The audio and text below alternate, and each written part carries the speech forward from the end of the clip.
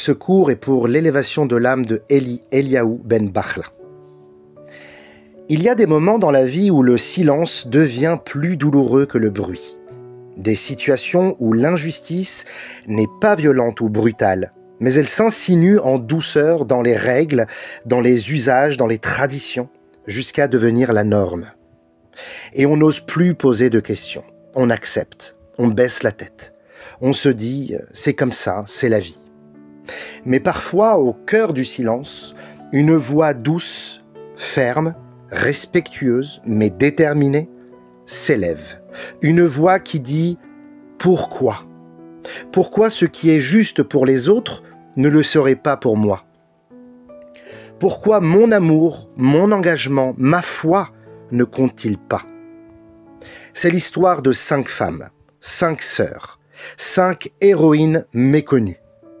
Elles ne sont pas prophétesses, elles ne sont pas mères de tribus, elles ne font même pas de miracles, mais elles changent la Torah. Et leur secret ? L'amour. L'amour sincère, ardent et profond. L'amour d'Eretz Israël. L'amour de leur père, l'amour de la justice. Mais avant d'aller plus loin, laissez-moi vous raconter une petite histoire drôle. Un jeune couple, plein d'espoir, s'apprête à se marier.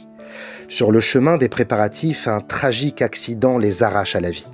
Les voilà devant le tribunal céleste, encore unis dans leur amour. Ils demandent alors à un ange « Nous voulions tant nous marier. Peut-on célébrer notre union ici au Gan Eden ?» L'ange accepte, mais cela prendra 3 mois pour trouver un rabbin là-haut. Ils se marient finalement. Mais après un temps, leur relation se dégrade. Ils reviennent voir l'ange « Nous voulons à présent divorcer. » Et l'ange de s'emporter « Il m'a fallu 3 mois pour trouver un rabbin au Gan Eden. Vous vous rendez compte combien de temps il faudra pour trouver un avocat là-haut ?» Un sourire, certes. Mais derrière cette anecdote légère se cache une grande question. Sommes-nous acteurs ou spectateurs de notre relation avec le ciel ? Nous sommes à la fin des 40 années de désert. Le peuple juif est prêt à entrer en terre promise. Et on parle à présent concrètement. La terre, le partage, les frontières. Et là, surgit un moment de tension presque révolutionnaire. 5 femmes, les filles de Tsélophrad, pénètrent dans le Mishkan devant Moshe, Elazar, les chefs de tribu et tout le peuple. Et elles contestent. Elles sont célibataires, orphelines, âgées. Elles n'ont ni mari ni frère. Elles sont exclues du partage, car la Torah prévoit que seules les familles masculines reçoivent une portion de terre. Mais elles se lèvent. Elles ne manifestent pas, elles ne hurlent pas, elles ne brisent pas la Torah.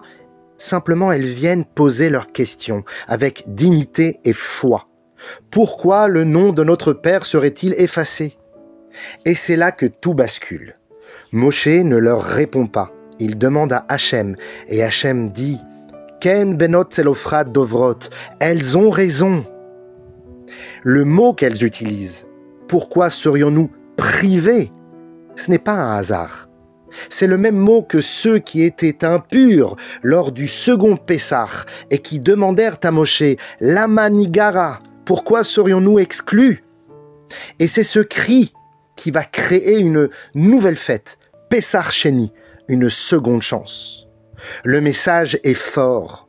Il existe dans la Torah des lois dormantes qui attendent qu'on les réclame. Hachem attend notre soif.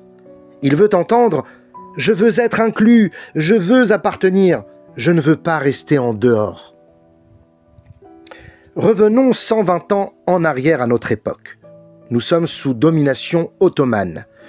Une terrible rumeur circule. Seuls les natifs de Jérusalem pourront y vivre. Or, la ville est peuplée d'immigrants de tout horizon. Pour rester, il faut jurer, être né à Jérusalem. Dilemme. Peut-on jurer un mensonge ? Et les rabbins donc hésitent. Et alors on pose la question au génie, Rav Yosef Rosen, le Rogatchover. Sa réponse ? Une simple référence au Talmud, traité Ketubot, page 75. Il cite le verset de Sion, on dira « Cet homme et cet homme sont nés en elle ». Et la Gemara explique « Même celui qui aspire à Jérusalem est considéré comme si qu'il était né à Jérusalem ». Message bouleversant.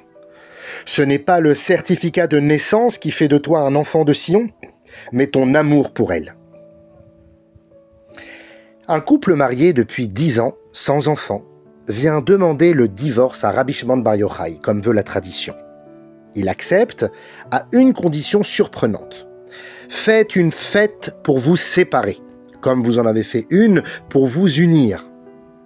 Ils organisent donc une soirée de divorce, la salle, les invités, la musique, le photographe, et à la fin, le mari, un peu éméché, dit à sa femme « Prends ce que tu as de plus précieux et retourne enfin chez tes parents. » Le lendemain matin, il se réveille, mais sur le canapé des beaux-parents. Sa femme lui dit « Tu es ce que j'ai de plus précieux. » Il retourne chez le rabbi, qui les bénit cette fois-ci d'une descendance, et le miracle se produit. Pourquoi cette épreuve? Pourquoi ne pas les avoir bénis tout de suite? Eh bien, parce que Rabbi Shimon voulait entendre un cri d'amour, pas un projet.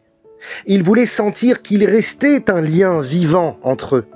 Ce cri, cette phrase de la femme « Tu es ce que j'ai de plus précieux » a déchiré les cieux.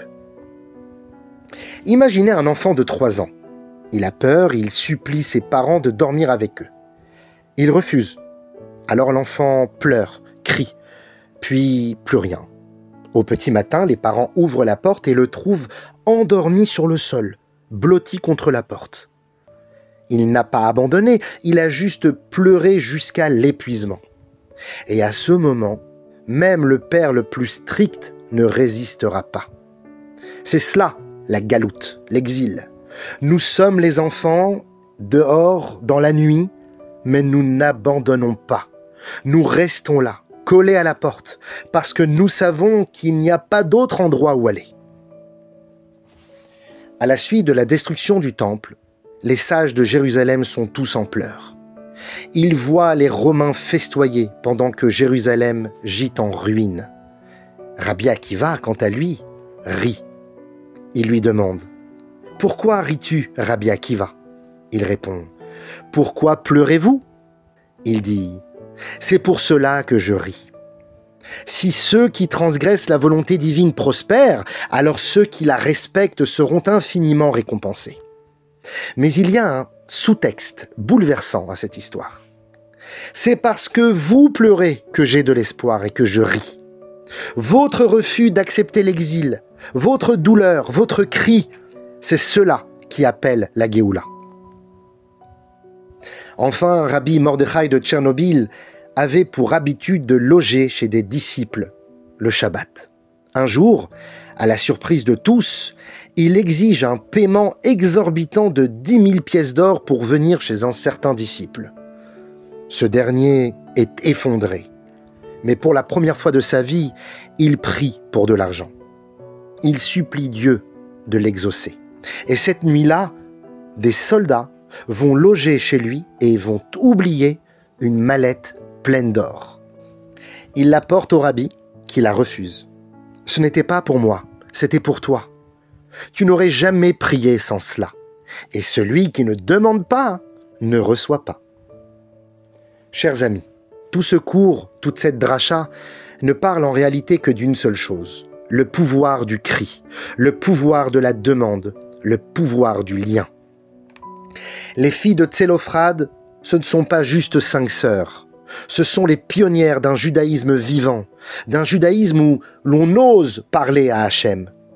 Pas pour tout changer, mais pour être inclus, pour être vu, pour ne pas être oublié. Et surtout, elles nous enseignent que l'amour, quand il est sincère, peut faire bouger même les lois les plus célestes. Alors, en ces jours de Ben Hametzarim, ne soyons pas tristes. Soyons amoureux, aimons Hachem, au point de frapper à sa porte sans relâche, comme un enfant tout au long de la nuit. Et quand il ouvrira, ce qu'il fera à coup sûr, nous comprendrons que tous ces cris, toutes ces années, toute cette attente n'étaient pas vaines. Elles étaient les clés de la délivrance.